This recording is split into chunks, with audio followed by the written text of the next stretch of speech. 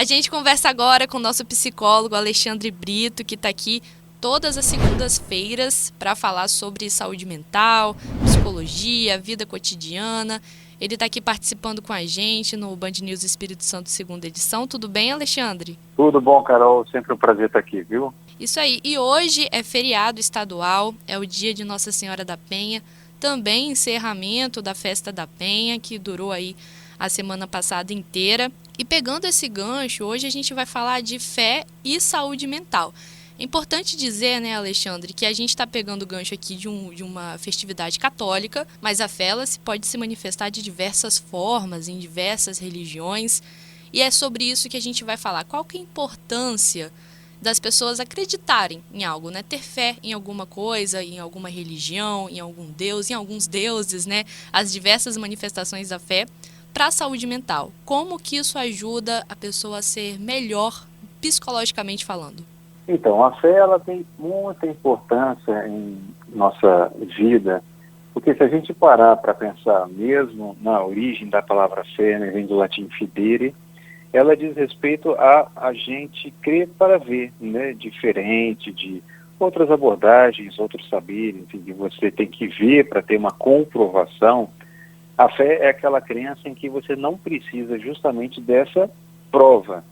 Então, a fé ela vai nos mover diante justamente disso que a gente desconhece, desse mistério, ou daquilo que o outro não consegue perceber como você percebe, e tem uma grande importância para você, para os seus valores, para os seus sonhos, para os seus desejos.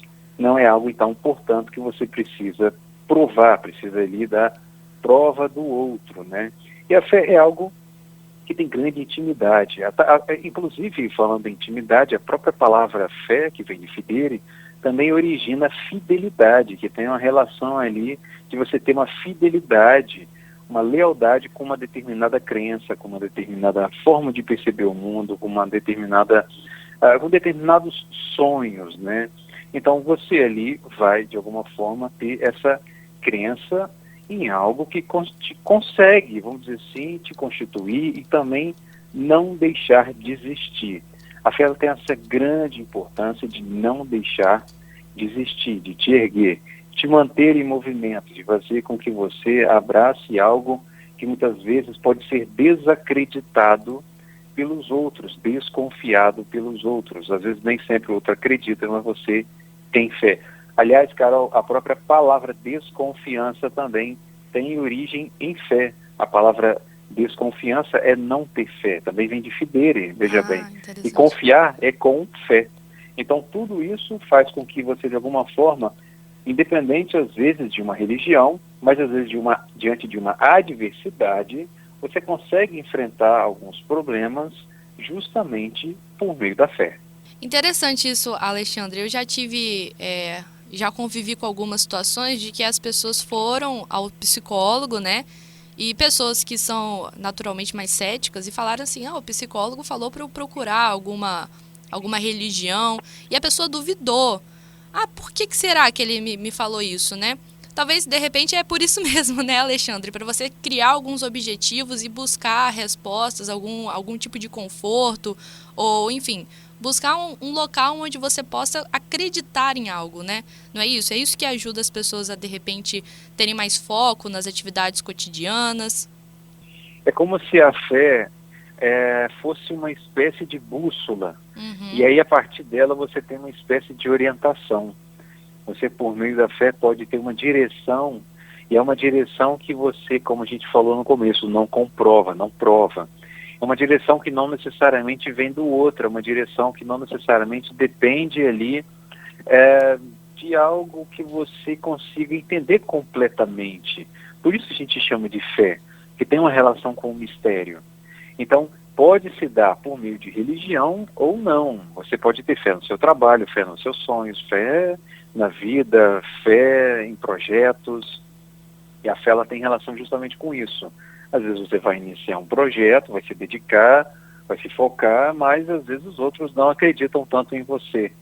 É claro que depois, se o seu projeto der certo, essas mesmas pessoas que desacreditaram em você vão dar os tapinhas nas suas costas, né? Ah, é, né? Então, a própria palavra, exatamente, até a própria palavra desacreditar tem a ver com crença, né? Com crer. Lembra que a gente falou que Sim. fé é justamente crer para ver. Então, algumas pessoas falam assim, eu só acredito vendo, e desacreditam da sua fé.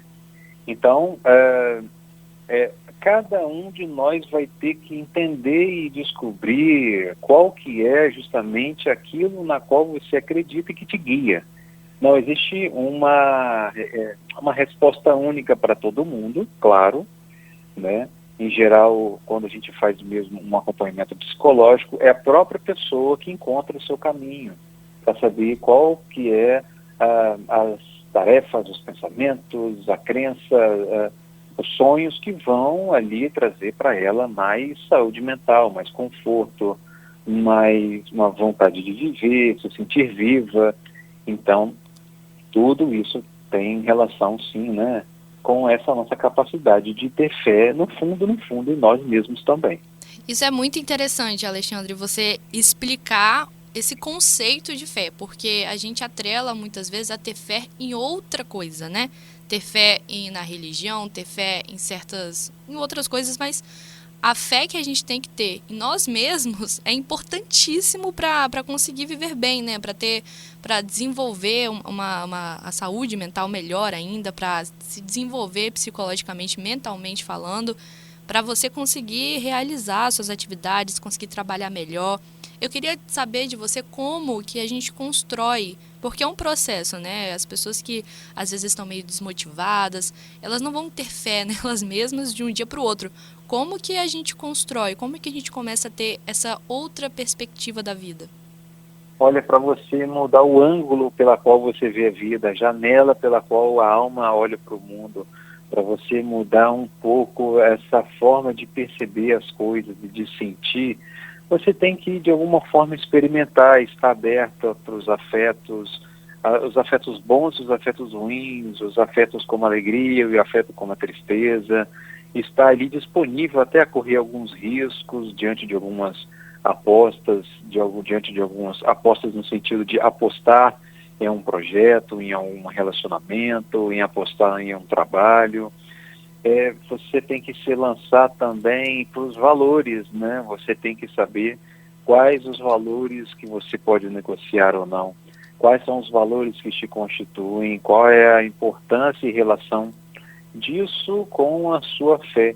Porque nessa estrada que você vai fazendo, você vai construindo as suas crenças, você vai construindo a sua fé, você vai se aproximando de pessoas que têm ali crenças parecidas com a sua, você vai aprendendo com elas, você vai ensinando para elas.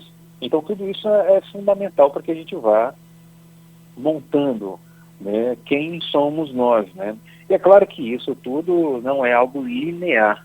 Você vai, volta, vai ter alegrias, vão ter tristezas, vão ter frustrações, você vai desacreditar, ou seja, você vai parar de crer, ou seja, você vai, às vezes, duvidar de algumas coisas que você não duvidava até então, né? Então, a fé não é um percurso linear. Muitas vezes você vai passar por vários percalços, várias situações, na qual você vai construindo tudo isso. Mas, por um lado, é preciso que se lance, é preciso que se abra, é preciso que esteja disponível, é preciso que, às vezes, se coloque em risco. Quando você, por exemplo, tem que tomar uma decisão, você acaba se colocando em vários riscos, né, para que você consiga, assim, ir ali construindo valores e, assim, se constituindo também por meio da fé.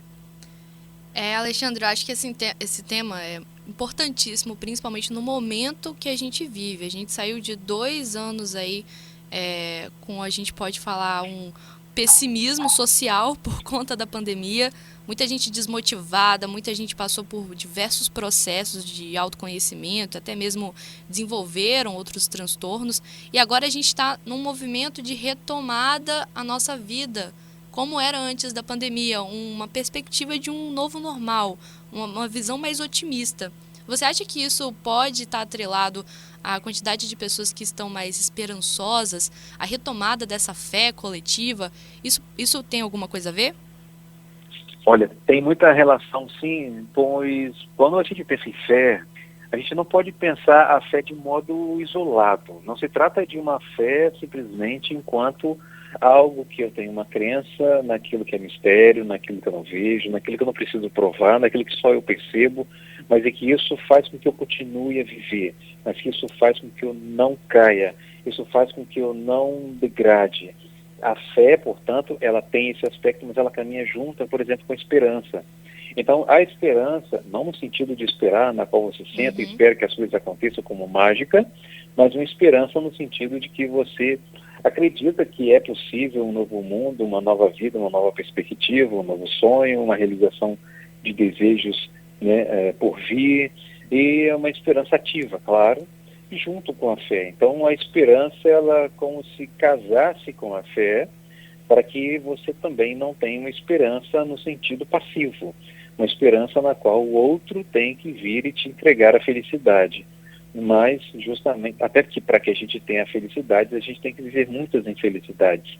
Então, para que você tenha justamente esse caminho que não te deixa desabar, que é a fé, essa força que não te deixa parar, essa força que faz com que diante de uma diversidade, uma adversidade que às vezes parece que não tem mais jeito, você ainda se sustenta, você se mantém de pé por meio da fé. E a esperança, ela também vem se conjugar a isso, e nesse momento de pandemia, a esperança também faz esse papel de amortecimento das dores. Como assim? A esperança é uma luta contra a tristeza. Ela é uma alegria que projeta uma realização futura para combater a tristeza presente, vamos dizer assim. Então a esperança, ela tem essa relação com a fé. Isso aí, muito obrigada, viu, Alexandre, por esse bate-papo leve, tudo que a gente precisava agora nesse feriado, eu especialmente no plantão de feriado, e deixa aqui os seus contatos, suas redes sociais, para que os ouvintes consigam te acessar, né, e descobrir mais coisas. Você fala de muitas coisas no seu Instagram, por exemplo, no canal do YouTube, que eu sei que tem também, então é importante os ouvintes saberem onde te encontrar. Pode falar aí. Então, Carol, para quem quiser seguir esses pensamentos, o conteúdo que eu trago de psicologia, coisas da vida cotidiana, sempre tentando explicar esses conceitos, essas ideias, ou atualidades também relacionadas à saúde mental, pode me acompanhar no Instagram com @Alexandre_psicologia, @Alexandre_psicologia. Lá também você encontra os meus outros contatos. E quem quiser acompanhar todo esse conteúdo também, eu coloco no meu canal do YouTube, Psicologia e a Vida Cotidiana, viu? Isso aí, muito obrigada, viu, Alexandre? Uma boa tarde aí para você. Grande abraço, Carol, quem está nos ouvindo, e até a próxima segunda-feira, viu? Tchau, tchau. Tchau, tchau.